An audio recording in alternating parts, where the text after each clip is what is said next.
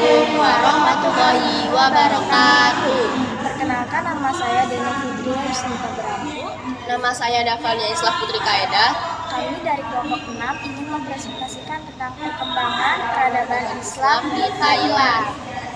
Islam adalah agama terbesar kedua di dunia. Umat Islam sudah tersebar di seluruh penjuru dunia, salah satunya di Asia, yaitu negara Indonesia, Pakistan, dan India. Masuknya Islam ke Thailand ada beberapa faktor penting sehingga Islam berkembang di Thailand, terutama sejak abad ke-13. Pertama, adanya peran kerajaan Patani di Thailand Selatan, karena salah satu kerajaan Melayu yang lebih dahulu masuk ke agama Islam. Ada juga perdagangan internasional. Pedagang Muslim dari Arab, Persia, dan India datang ke wilayah Asia Tenggara, termasuk Siam. Melalui pedagang mereka memperkenalkan Islam kepada masyarakat lokal. Siam, perkawinan politik dan sosial, karena perdagangan Muslim sering menikah dengan perempuan lokal di Thailand. Lalu dakwah ulama dan mubalik dari dunia Islam, terutama dari Aceh, Gujarat, dan Timur Tengah. Lalu ada peran pedagang menyebarkan Islam melalui interaksi sosial, sedangkan ulama menyebarkan melalui dakwah dan pendidikan. Karena posisi Thailand di tengah jalur pedagang strategis di Asia Tenggara, jadi penyebaran agama ini lebih cepat dengan interaksi antar bangsa. Lalu ada faktor kemunduran Islam di Thailand. Ada penaklukan kerajaan Patani oleh Siam pada tahun 1786, lalu yang kedua kebijakan asimilasi pemerintah Siam. Yang ketiga adanya konflik politik dan keamanan di selatan, yaitu minimnya dukungan pendidikan Islam dan terputusnya hubungan politik dengan dunia Melayu. Perkembangan Islam di Thailand pada masa modern. Islam di Thailand mengalami perkembangan yang dinamis sepanjang sejarahnya. Islam di Thailand sendiri ini menyebar karena adanya perdagangan internasional, hubungan dengan Kesultanan Patani, serta dakwah para ulama dengan interaksi sosial melalui pernikahan.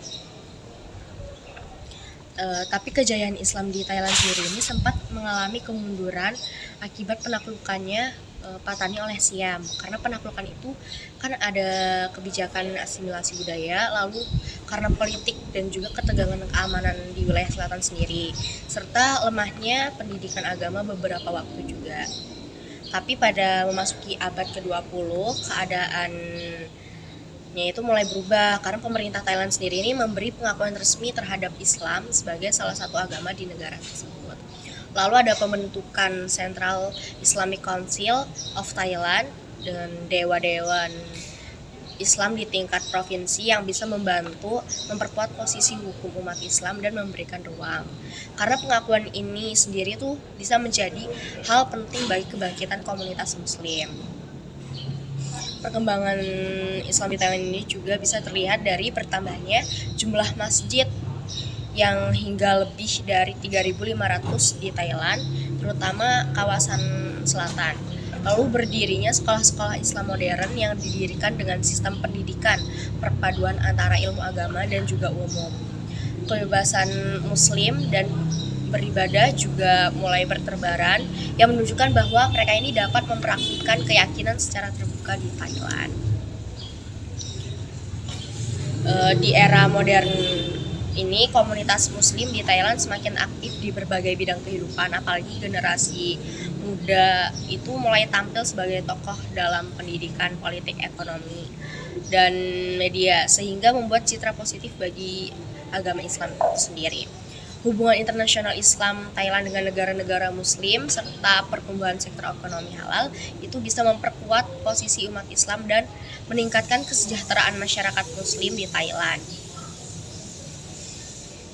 Tokoh yang akan dibawa oleh kelompok kami ada Muhammad Abduh pada 1809 sampai 1905. Beliau ini tokoh pembaru Islam yang berasal dari Mesir. Beliau menempuh pendidikan di Al-Azhar. Beliau ini sebagai pemikir modernis yang berperan besar dalam memajukan pendidikan, memperbarui kurikulum Al-Azhar, serta memasukkan ilmu pengetahuan modern. Beliau ini seseorang yang menekankan pentingnya rasionalitas, ijtihad, dan penolakan terhadap taktik agar umat Islam dapat berpikir kritis dan selaras dengan perkembangan zaman. Beliau ini seorang mufti Mesir pada tahun 1899 yang mendorong reformasi sosial dan hukum serta menentang kolonialisme. Dari sosoknya ini, pelajar masa kini dapat meneladani semangat belajar kebenaran dan memperbaiki diri dan masyarakat serta kemampuan memadukan ajaran agama dan kemajuan ilmu modern. Jadi kesimpulannya adalah Islam masuk ke Thailand melalui pedagang muslim dari Arab, Persia, dan India yang datang ke pesisir selatan seperti Patani sejak abad ke-13.